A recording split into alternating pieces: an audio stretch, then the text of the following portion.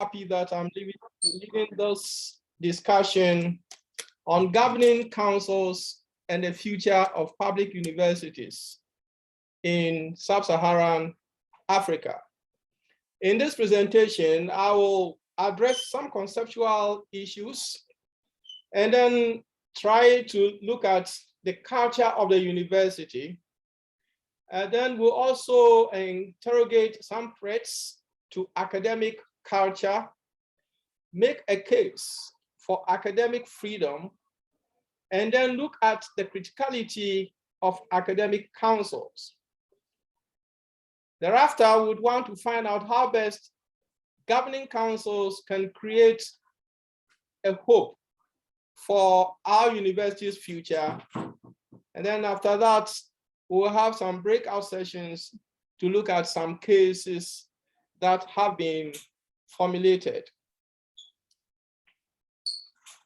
The conceptual issue, the first thing is, what is governance? I mean, we've all heard about governance and all those things. So the literature suggests that governance originated from a Latin word, gubernare, meaning to steer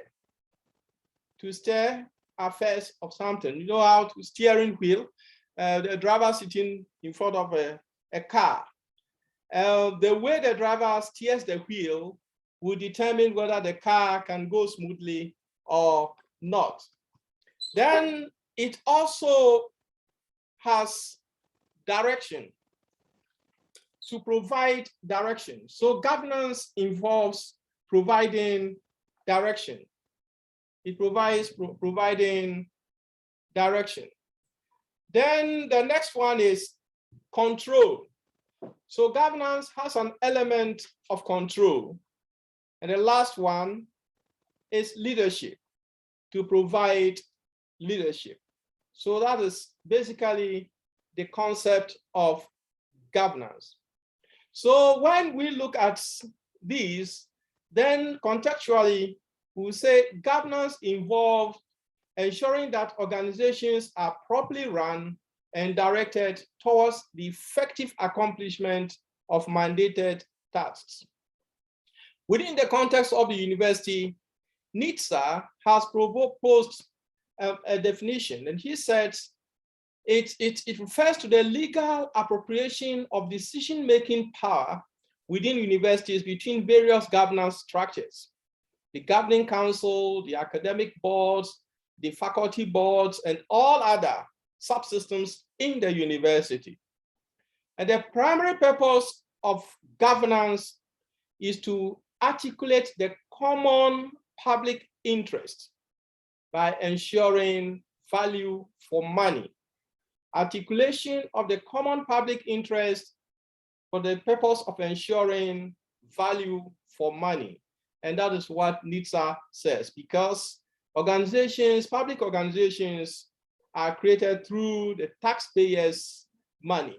So it's a form of investment. Then we come to the next one is council.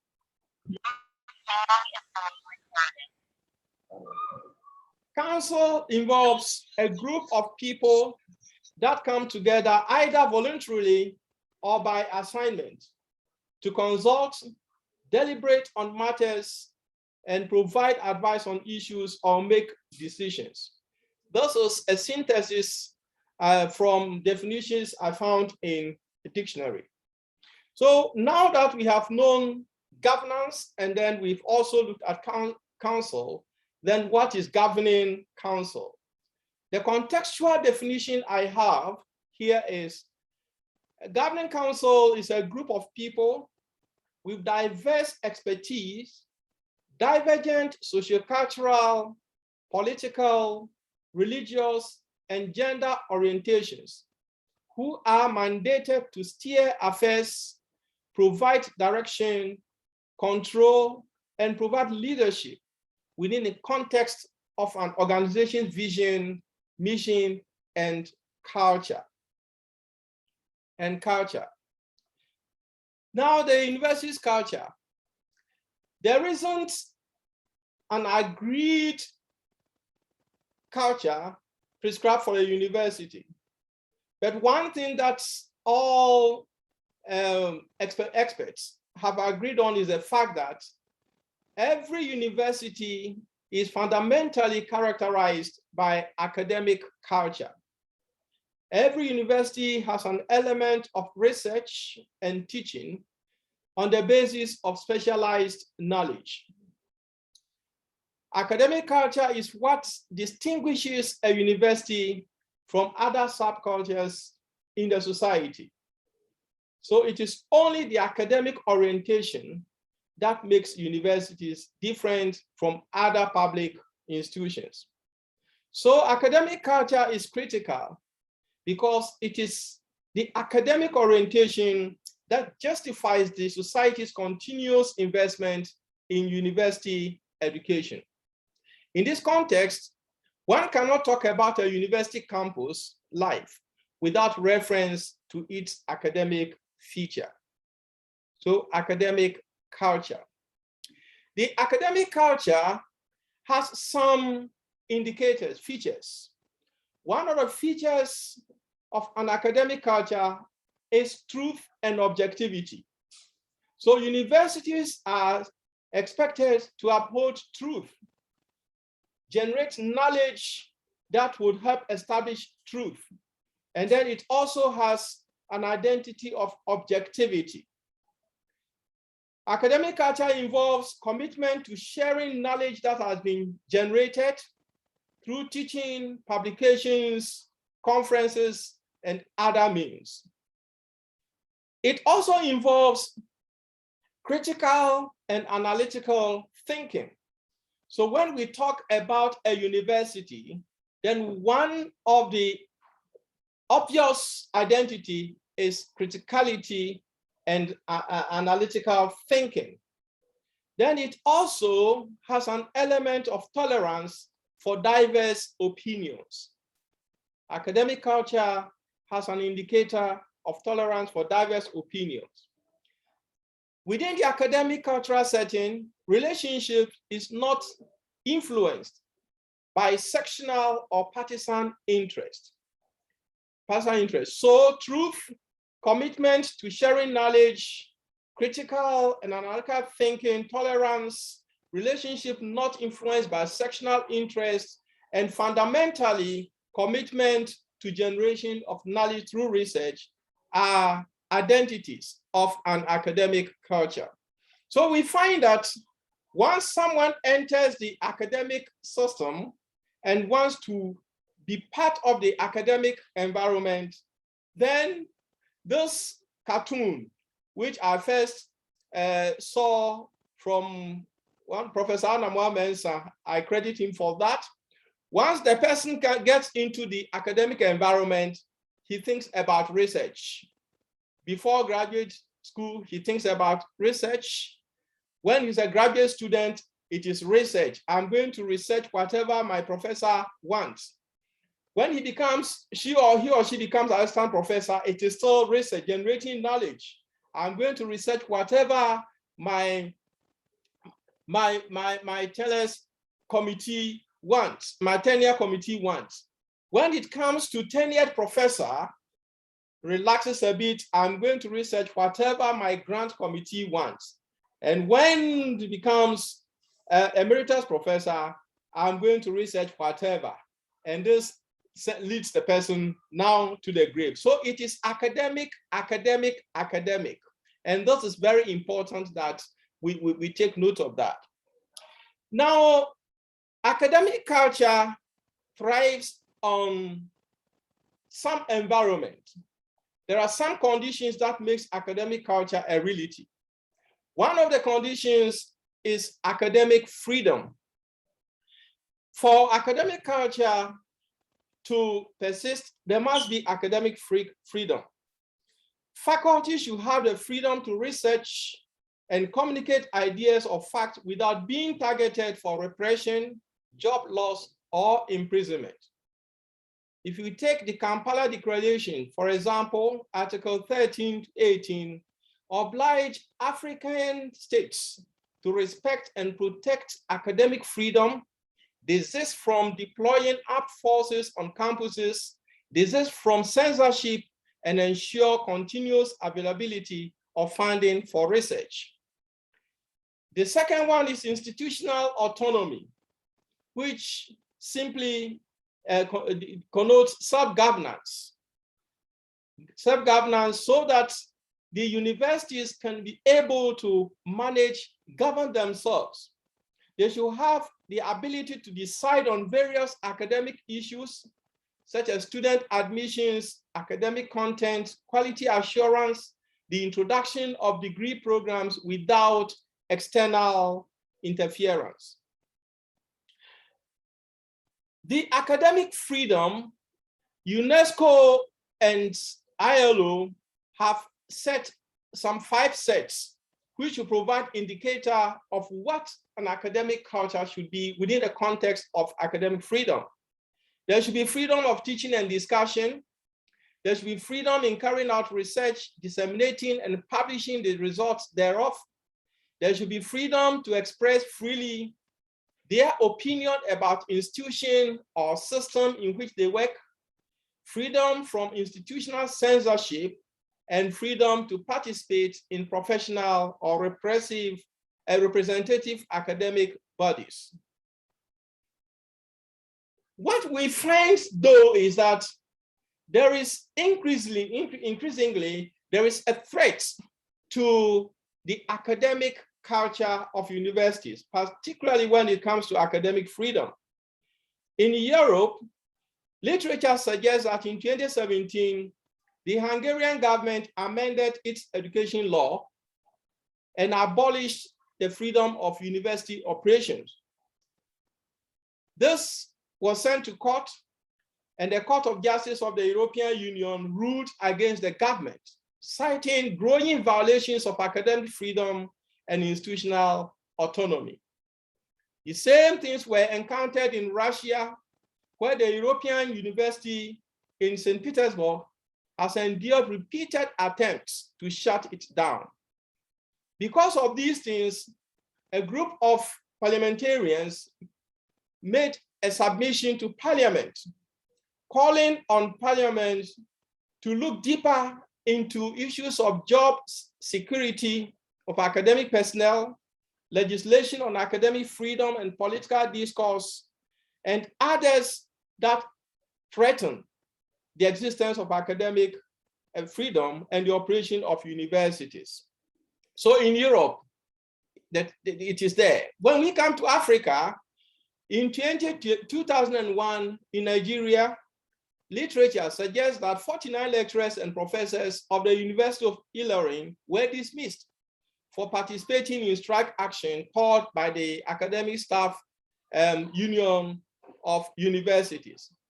This was also sent to court, and the Nigerian Supreme Court declared their dismissal unlawful and ordered their reinstatement. The second thing that threatens academic freedom in Nigeria is the establishment of the Joint Admission and Matriculation Board, which with the purpose of conducting examinations for entrance into Nigerian universities. This has undermined the autonomy of universities to determine admission criteria, to process admissions, and all those things. So these are some examples from Nigeria.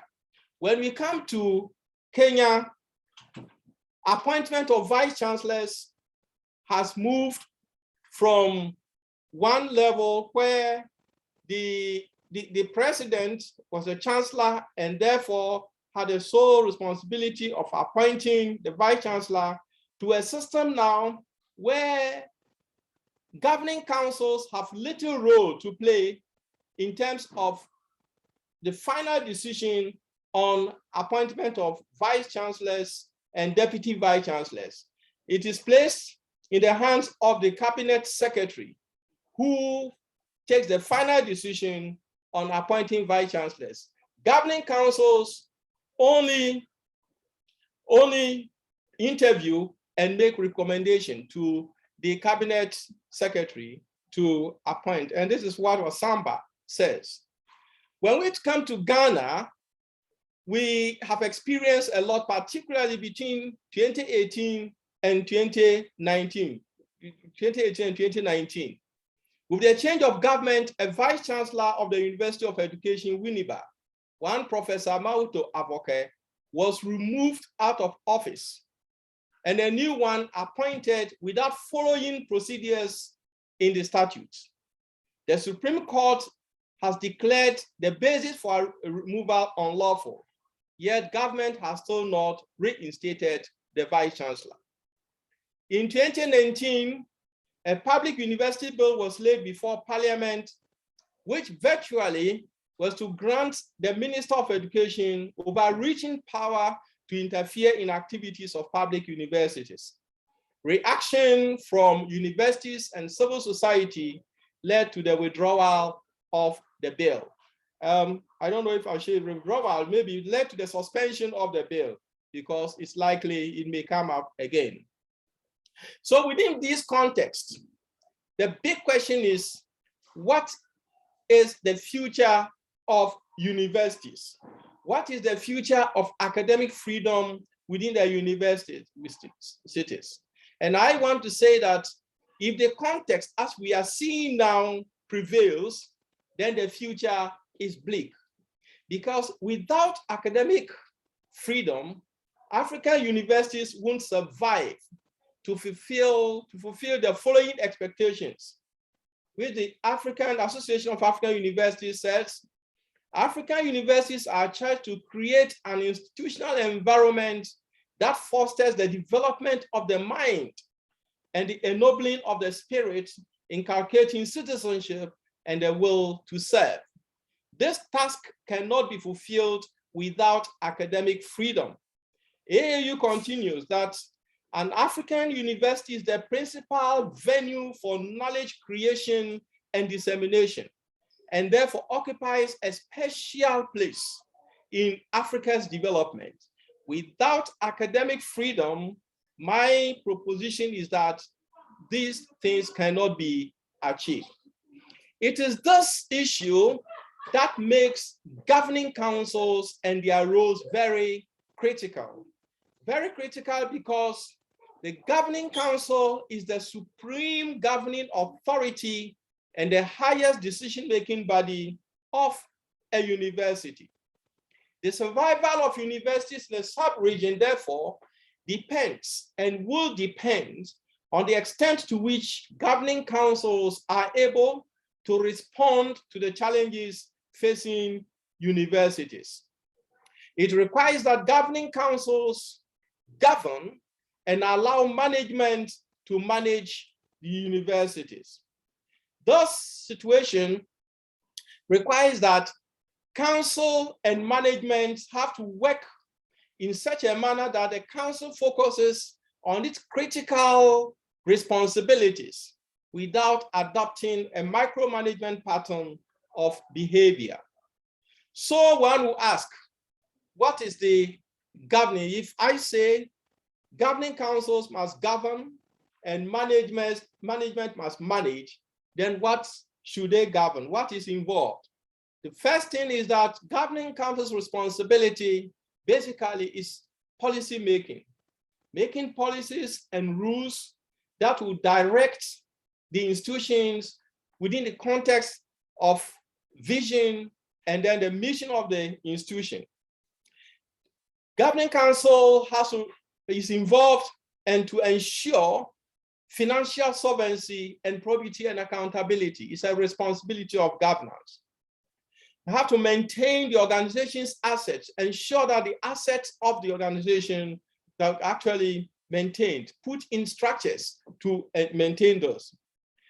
Governing council, by virtue of its representation, which cut across the society, provides the community's voice within the organization and represents the organization to the community. Governing councils foster collaborative partnership between the university and other stakeholders. And then supported by the secretary, governing councils work with management to monitor the progress of the institution, without other universities. Whereas management is responsible for the day-to-day operations of the university. Management proposes the university's vision and mission and strategy for ratification and approval by governing council. It implements council's decision, ensures development of organization and staff, and is accountable to the governing council. So, what should governing councils do to create hope for African universities' future? First, governing council and every councillor must be aware of the decision-making structures in the universities. Even though it may differ from one university and one context to the other, one thing that cuts across is that the highest decision-making body in every university is the governing council. As I said, it involves itself in policy-making, managing resources, and has oversight responsibilities. The next one is all matters relating to academic has to be handled by the academic board, or in some context, the Senate.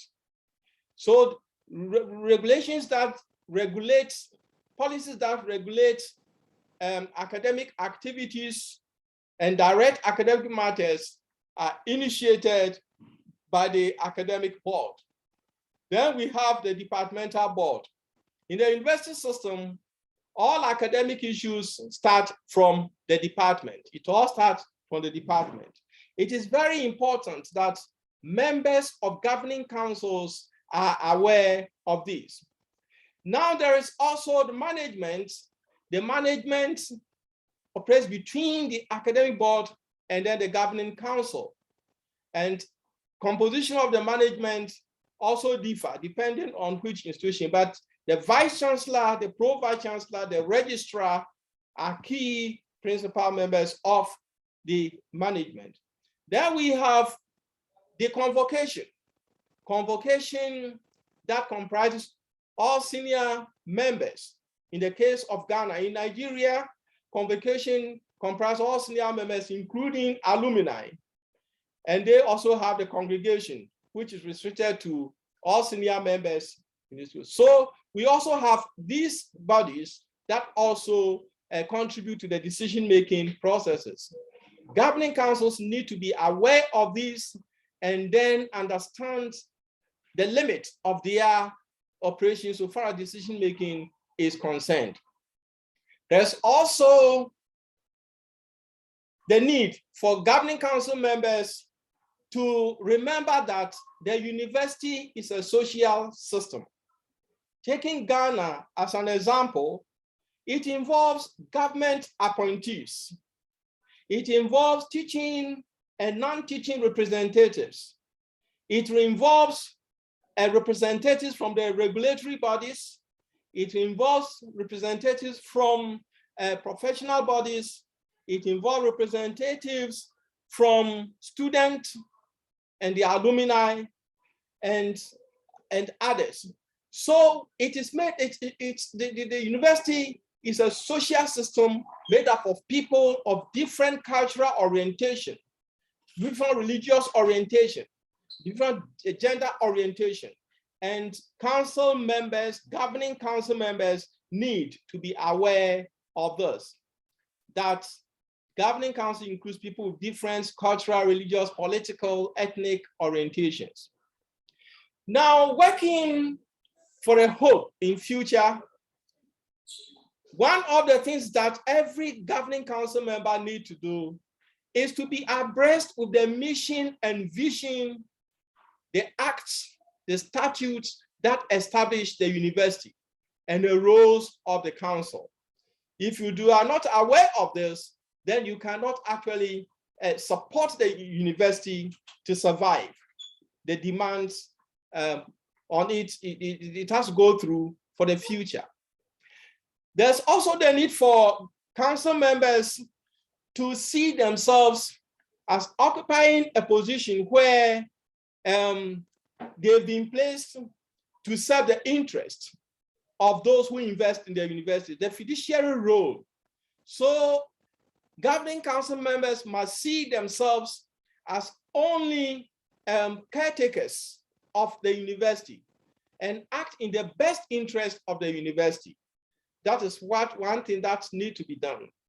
Then there's a need for you as a council member, governing council member, to be committed to council and university. Your commitment to the council and the university should override that of your constituency. The council is made up of different people from different constituencies, but your primary commitment is to the council and then to the university, of which you are a counselor. Because of the funding challenges facing universities, governing council members should be entrepreneurial in outlook. They should find ways of exploring diversified means of helping the university to get money. They should explore strategies that will help them market the university. That's one of the things that you need to do. And be aware of and comply with policies. For example, conflict of interest, confidentiality, gender issues. You must be aware of existing policies in the university.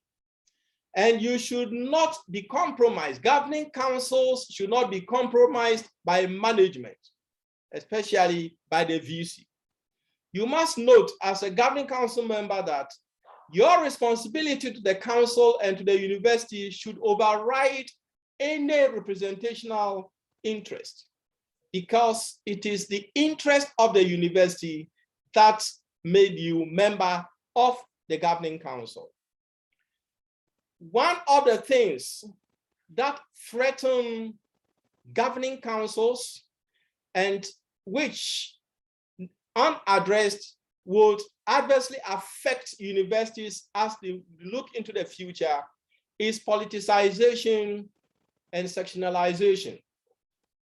Where governing councils are politicized, polarized on party lines, where governing councils are sectionalized, the front of council members are divided.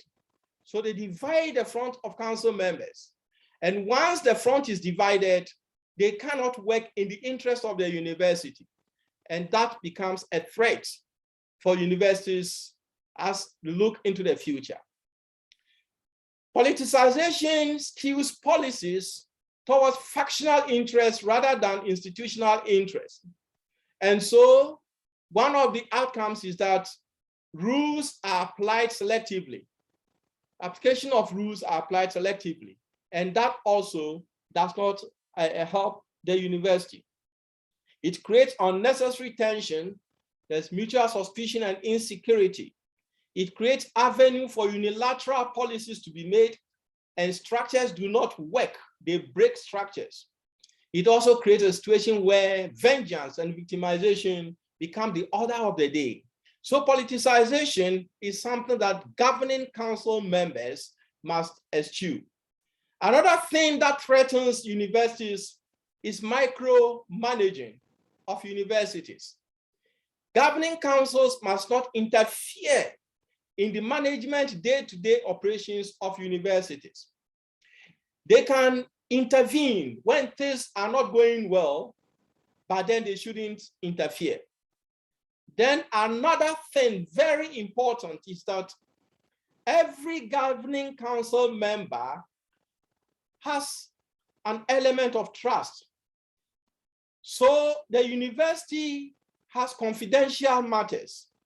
Very sensitive issues about faculty come to the governing council meetings. And so where members are not able to keep confidentiality, which we have termed verbal diarrhea, where there's infection of verbal diarrhea, it threatens the trust that the university will have on the governing council, and it undermines the operations of the governing council, and it affects faculty. The council's primary responsibility is to ensure that universities fulfill their mission, efficiency, efficiently and effectively. Council's decisions and actions should be guided by the act establishing the universities and the statutes governing its operations. I've skipped some operations. Council members must not interfere in management activities, but must intervene to promote management efficiency and effectiveness. In fact, these are some of the things that are very critical if the future of the university will be hopeful. Then governing councils must operate as governing council and be guided by the statutes establishing, the act establishing the university and the statutes guiding the governance of universities. Governing councils should not constitute themselves of bidding for outsiders. They must always concentrate on university vision, mission within the context of the statutes and then the act. Councils must always focus on issues, not on personalities, because governing councils are there to make critical decisions, but not to attack personalities. One thing that you must note is that a public university is not a political institution. It is a government agency, not a political agency.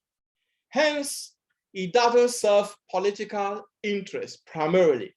And governing council members must not serve political interests primarily. The interest should be on the university. At this juncture, there are some readings that you can look at, but I'd want you now to break into sessions and engage some of the issues that I have spoken about, then we'll come back again. Nana, I hand over to you to manage the breakout sessions. Okay, Prof. Thank you very much for your presentation. We're going to have 3 groups, but Prof, I'll still need you to scroll through your slides so that we know the questions for the breakout session. Okay, thank you. Yeah. There are three questions, activities that have to be performed. Can you see, Nana? Yeah, I can see. So for group 1, since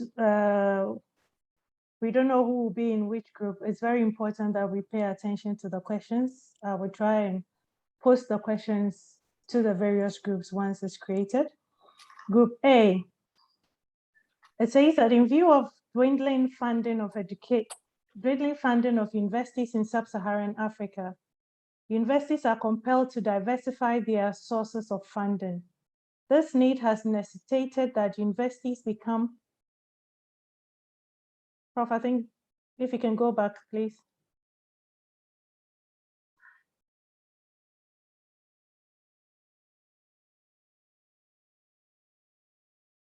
Prof.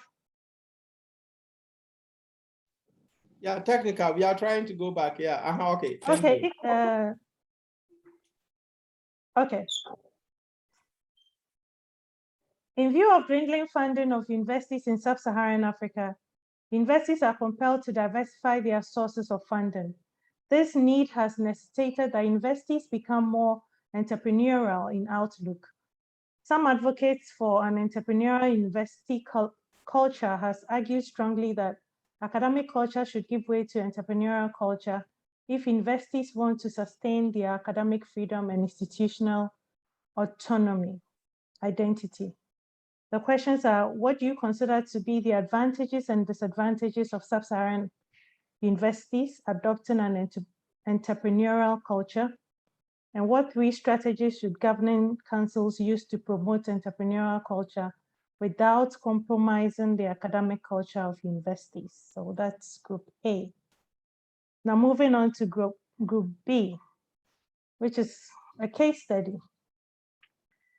With With change of government, a newly appointed Minister of Education instructed a newly appointed chairman of the University Council to ask the Vice Chancellor to proceed on leave on political and alleged malfeasance grounds. The chairman and minister belonged to the same political party, yet she flouted the minister's instruction, arguing that, one, tertiary institutions are not governed on the principle of proceed on leave unless the accused has gone through disciplinary procedures and found guilty. Two, as chairman, she acts on decision of the governing council, not on a minister's directive. Three, the university is not a partisan institution, hence the vice chancellor cannot be removed on political grounds. The minister, feeling disrespected, worked without success towards the removal of the chairman from office. The governing council members, especially the government appointees, stood strongly behind the chairman. Strangely, when governance challenges emerged in another university, the Minister of Education tasked the chairman to help solve the challenge there. I believe you can solve the challenge emphasized by the minister. And the questions are, how would you have reacted to the minister's directive if you were the chairman of council, and why? Why do you think members of the governing council stood strongly behind the chairman of the council? Is there any lessons for governing council members in Sub-Saharan Africa?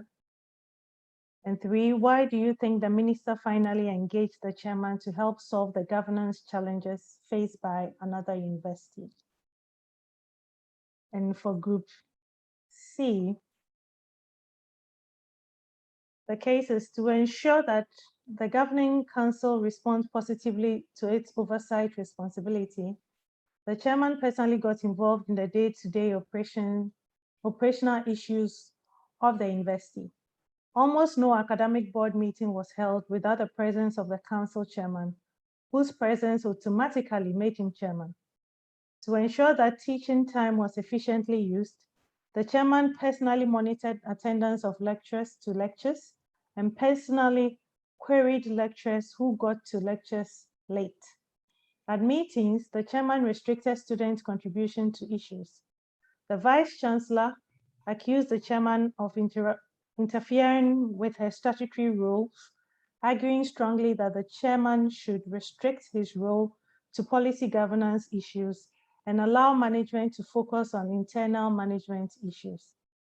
The vice chancellor ultimately resigned with the reason that the chairman was unnecessarily interfering in her work as vice chancellor. The resignation of the vice chancellor led to protests from staff and students, making the university ungovernable. The chairman was ultimately removed by the Ministry of Education. And the questions are, what three lessons have we learned from this case? What would you say is the perception that informed the chairman's actions?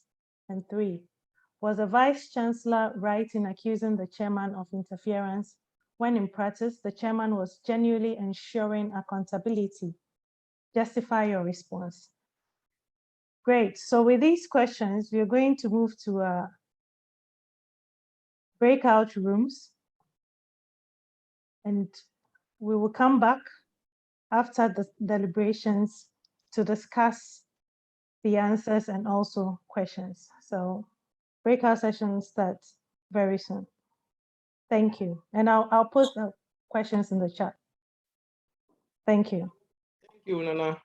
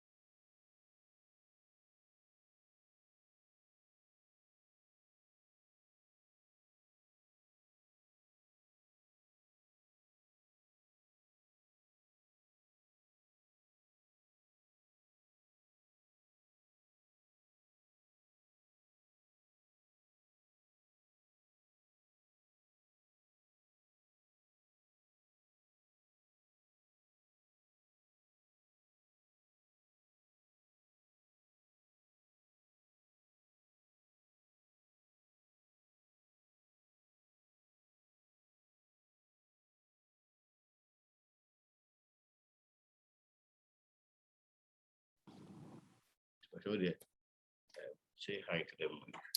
Hello. Hello.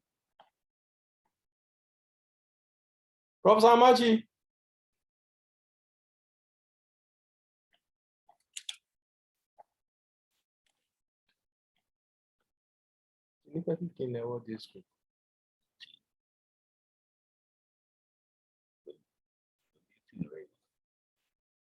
They have to unmute before.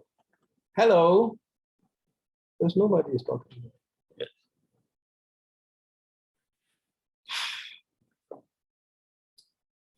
Professor Jima. Professor Jima.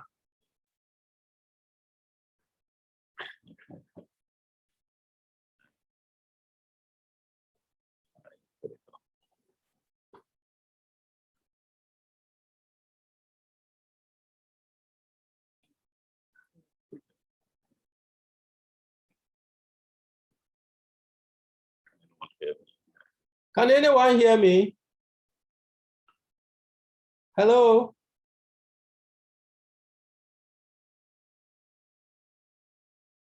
Prof, I can hear you. Okay, okay. Yes. I wasn't hearing anything, so. Yes, we can hear you loud and clear. All okay. Right. All right. Our discussions going on. Yes. Oh, okay. So Nanefa will soon bring us back on. Oh, thank you very much. Welcome, Prof.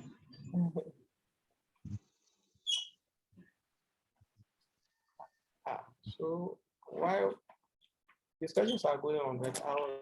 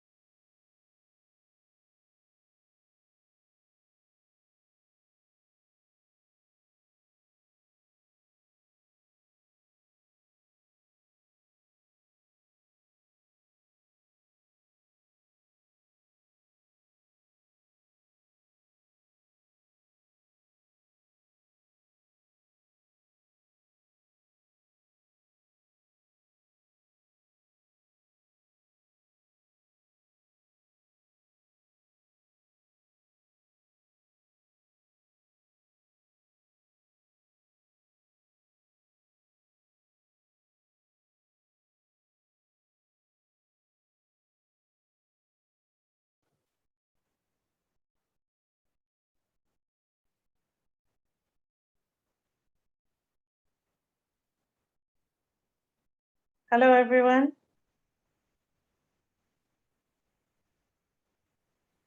Hello. Hello. Welcome back from the breakout session. Thank you. We hope we were able to discuss the cases and questions and shed light on it. So we have a few minutes to go. We wouldn't want to take much of your time. If we can have the team members from each of the groups to share some of the answers that colleagues contributed to it briefly. Group 1, Group 2, Group 3, then we'll move straight into question and answers. So which group is going first? Group 1?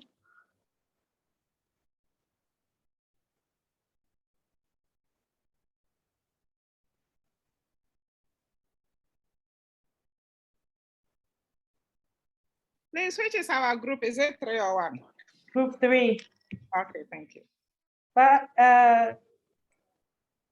Auntie Gina, you can go. Group 3 can go.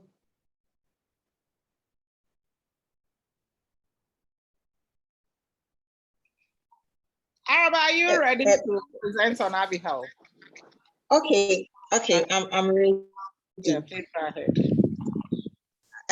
We looked at the first question, which was, what do you consider to be the advantages and disadvantages of sub-Saharan universities adopting an entrepreneurial culture? And we used UCC as our case study.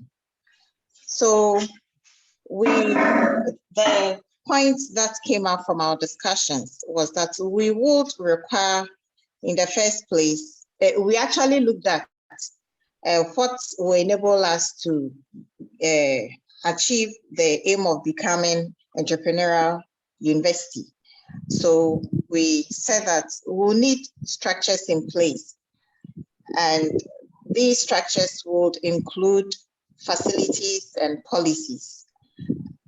And the council would, yes, the council will have to create policies to permit innovation and a conducive environment that will enable balance between the existing academic content and what is the new thing coming in, which is the entrepreneurial content.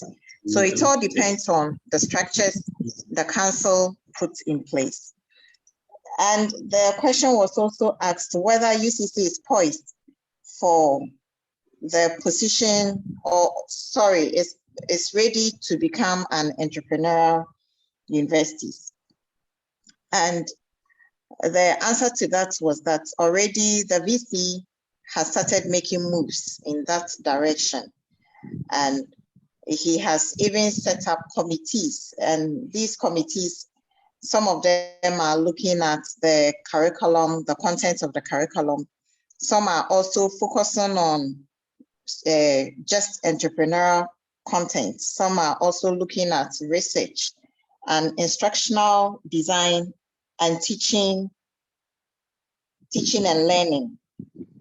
So already UCC is on the path to achieving entrepreneurship by looking at the plans that will be required for that. We also said, someone told us about his experience as a student, and he indicated that already level 200 courses, they have introduced entrepreneurship in that. And at least one of the benefits he could make mention of was the ability to draw a business plan. So at least every student can come up with a business plan when they think of going into entrepreneurship. Then we also came up with some challenges that may hinder, or possible challenges that can hinder our ability to achieve the aim of being an entrepreneurial university. And one has to do with the mindset of the people. So if the mindset does not change, it will be difficult towing that line, the way we cherish academic content. So we need mindset orientation. Then we also made mention of the fact that existing national policies, some existing national policies are actually alien to the aim of achieving entrepreneurship. One has to do with when students even have to seek for places to undertake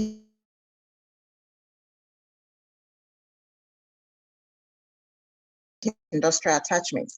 So individuals have to look for funds to pursue an entrepreneurial aim. Bank rates are quite high. They are not that friendly when it comes to entrepreneurship. So these were the points that our group came up with. Thank you very much, Araba, for that submission on our behalf. So, moderator, that's from Group 3. Thank you. Thank you very much, Dr. Mills. Can we have some comments from Group 1, the other groups? Anyone who is ready to go? Okay. I worked in Group 2. Okay. Can I go? Yes, please. Ours was a case study concerning the directive from the Minister of Education to this council chair in a university to ask Vice Chancellor to proceed on leave, sort of, if I remember very well. It was quite long, but we were asked some questions. We were able to come out with some submissions for 2 of the questions. Yes. So, in fact, most of our participants were having network challenges, so we couldn't exhaust all the questions.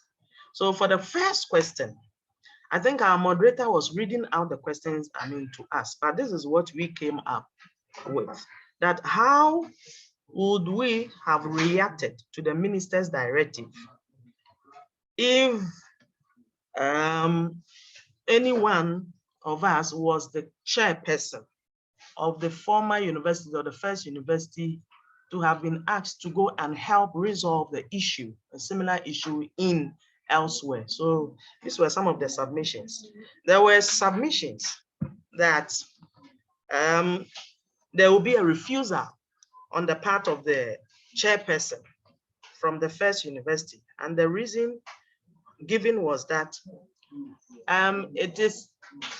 it is known that the second university also has a council in place. And so by that, we'll also have a council chair. And so it will be difficult, for such a person to poke the nose into the affairs of the second university.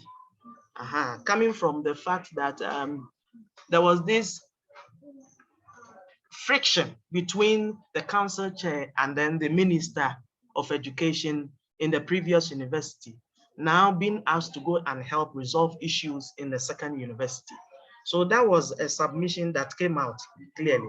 Then on the other side, there was also another submission that although the minister didn't succeed in getting out this council chair or removing this council chair, and then asked her to go and help resolve the issues in the second university. The reason being that the council chair in the first university might have possessed some experience in helping resolve, issues of this nature. So based on her experience and how successful she was in dealing with her situation in her university, why not? She can go based on her expertise. She can go and then help, help resolve issues in the second university. So that was another submission. And then thirdly, there was also another submission that you could have no choice because the minister has the power. And so who are you to say you won't go if your Minister of Education says, go help solve or resolve an issue in a similar context. So why not? So concerning the first, question, these are some of the submissions that came about. And for the second questions, we were to also deliberate on the lessons drawn. Yes, that universities in Sub-Saharan Africa can adhere to, or can learn, or can operate from. And we realized that how the council members stood behind the chair of the first university, we realized that they were firm. They were very firm in taking decisions. And secondly, we believe that universities operate on status and structures. So for us, we thought that the council members also did the right thing, since the university is not a party or political something. It shouldn't be bipartisan. So they operate on status and then structures. So why not? So the council members did the right thing in standing firm or behind their chair. That is the reason why the minister could not succeed in removing her. So we had network challenges from most of our members. So this was what we're able to do. Thank you. Thank you very much, Dr. Fred. Do we have any last comments? Well, our resource person also had network challenges, so he's joined me here in my office, as you can see him, and he's been listening into all the submissions. Yeah, truly, all the insights that came up from the discussion really attest to the fact that university councils have to be very autonomous to be able to conduct their functions and not politicize that, and that academic council should perform their policy role and leave the management to also implement what they are expected to do. Thank you very much. So we would move on to question and answers and final comments, since we are our time is far past. There was one question that came in from Dr. Martin. We say that can governing council members also be donors to the university, or is that a conflict of interest as well? So Professor Oduro will answer that. Thank you very much. Yeah, one of the things that would help a university is when every council member decides to adopt a hall or to donate sitting allowances to support the university of the financial constraints. So a council member donating to support university activities, it's nothing wrong. It becomes wrong only when there are strings attached to the donation. If you are a council member, and because you have a company you want to influence the university, the management through donation, and that becomes interest, because there are strings it's not allowed. As voluntary to help university's operation, there's nothing wrong with that. A chairman of council of the University of Cape Coast, yeah, governing chairman of council of the University of Cape Coast, one Mr. Ru Butler, when he was chairman of council, he never took any of his sitting allowances meetings. He donated that to support the Graduate Students Association research. And then he also set up a fund for the university. Because chairman, those things are allowed. But if you use that as a base for contract, then that becomes. So there's nothing wrong with that. Thank you very much, Prof, for that answer. I hope, Dr. Martin, your question has been answered. Do we have any further questions from participants? Can you raise your hand either on screen or by signal that so that we address it? Any questions or comments from the presentation? Great. Well, there's a question that has come in. To what extent can governing council be independent and not interfere in the affairs of management?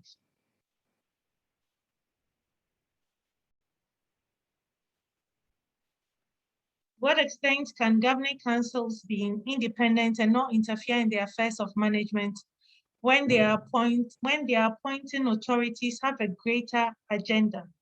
What is the appointing authority wants to do to achieve a political work? That's a very good question. Yeah.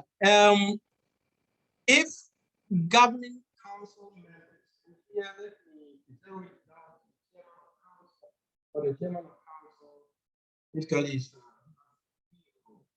if the chairman council other government appointees, if they see themselves as government representatives, but not as political party representatives, if they see themselves as people who have been appointed, whose are rewarded through the taxpayers' money, but not through a political party's money, then that will be a way of acting independently.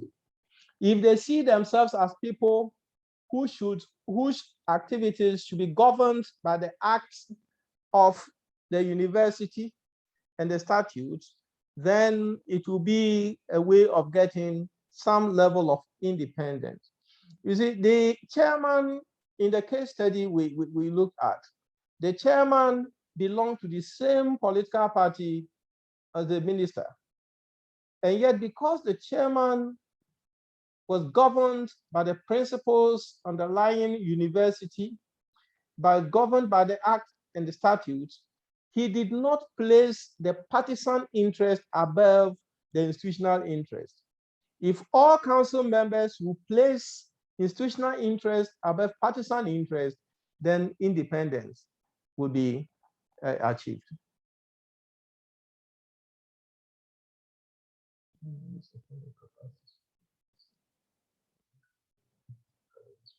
Well, yeah, there's another question here. How may we support the capacity strengthening needs of governing councils to enhance their governing roles? Yeah, the institution governing councils activities are budgeted for by the institution. Every university has a budget line for council. And so as part of budgeting, provision needs to be made by the university. So in terms of building capacity, I know in Ghana, the Ghana National Education Commission, yeah, formerly NCTE, has a plan for all governing council members. The only challenge, defect in the plan is that the training often comes out after councillors have committed so many errors, blunders, because it is not done before they start work. So universities can plan and budget for that. And it is very, very, very important that university management allocates time for such training, because if governing council members know exactly what they are to do, it will be in the interest of the university.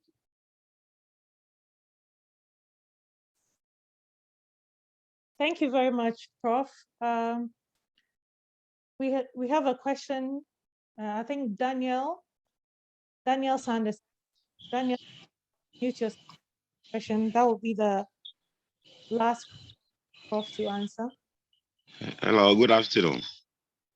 Good afternoon. I'm Daniel Otten. I'm speaking from Entry College of Education. Hello. Hello. I'd like to congratulate Prof for the excellent presentation. His presentation, the insight of the presentation is very excellent. I in particular, have learned a lot. Thank you very much. Thank you too. Oh, it's a commendation. Oh, thank you very much for appreciating.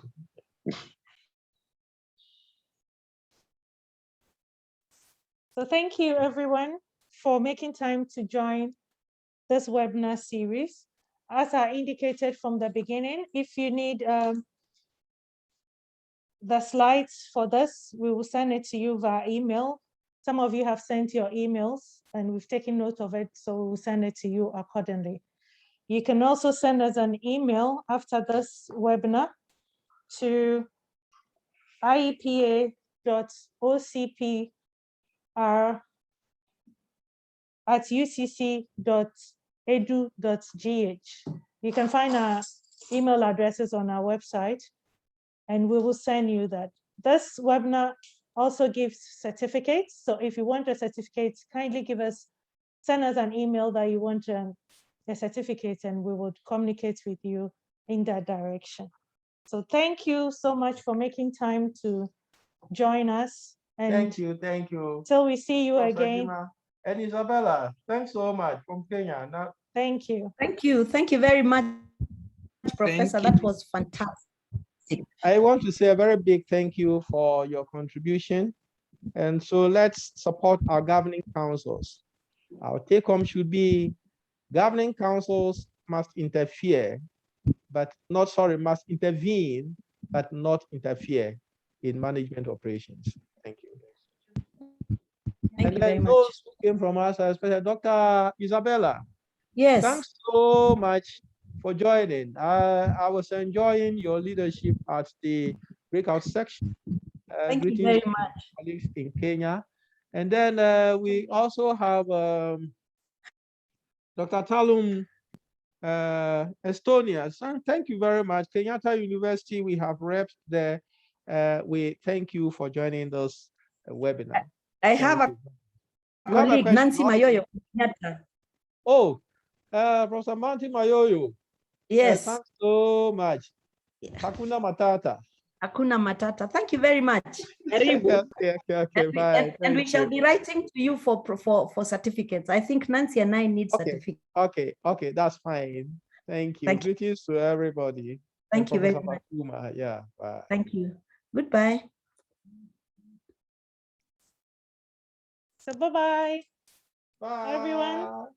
Bye. And bye. Thank you. Bye.